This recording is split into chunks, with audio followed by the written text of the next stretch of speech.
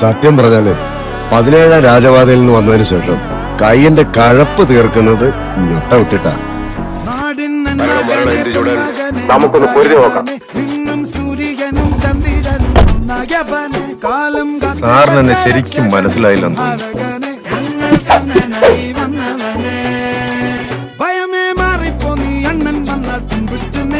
ഇരുട്ടിൽ സിറ്റി വാഴും രാജാവുക്ക് എല്ലാരും ഇവനെ തൊഴുവാനായെന്നും ജനത്തിരക്ക് കാലം എടുത്തു വച്ചാൽ സ്വർഗം പോലും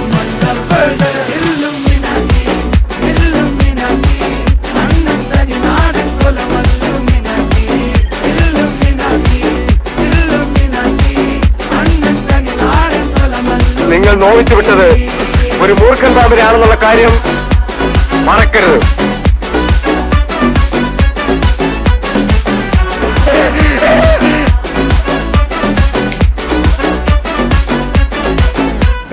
കത്തി കൊണ്ട് വിദ്യാരംഭം കുത്ത് ഹരീഷ് തോക്കിൻ കാഞ്ചി വലി ശീലം പണ്ടേ മാറാത്ത വ്യാധി നെഞ്ചിൽ പൂട്ടി വച്ചോരംഗക്കലി തീരാത്ത വാശി അണ്ണൻ മീശ വെച്ചോരാട്ട പുലി ഇടയാന്നൊരു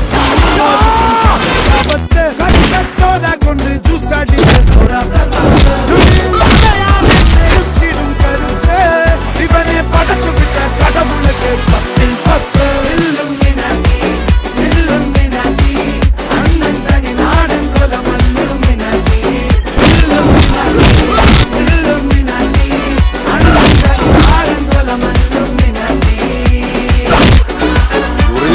തുന്നലിന്റെ എണ്ണം നോക്കി അത് 7 നായിന്റെ മോന്റെ കത്തിയാണെന്ന് അളന്ന് കണ്ടുപിടിച്ചിരുന്ന ഒരു കാലം ഉണ്ടായിരുന്നല്ലോ നമുക്കൊക്കെ. ഈ പരപ്പൂ മോനെ പണ്ട് ഞാൻ പാലക്കാട് വിക്ടോറിയ കോളേജിന്റെ നടതൊട്ട് ഓട്ടമൈതാനം വരെ ഓടി തരിയിട്ടുള്ളതാ. നിനക്കെന്നെ ശരിക്കും മനസ്സിലായില്ല എന്ന് തോന്നുന്നു. കുഞ്ഞച്ചൻ എന്ന് പറഞ്ഞാൽ കോഴിക്കോട്ട് അങ്ങാടിയിലെ ചുരുളി പരമ്പ് വരെ വരയ്ക്കൂടാ.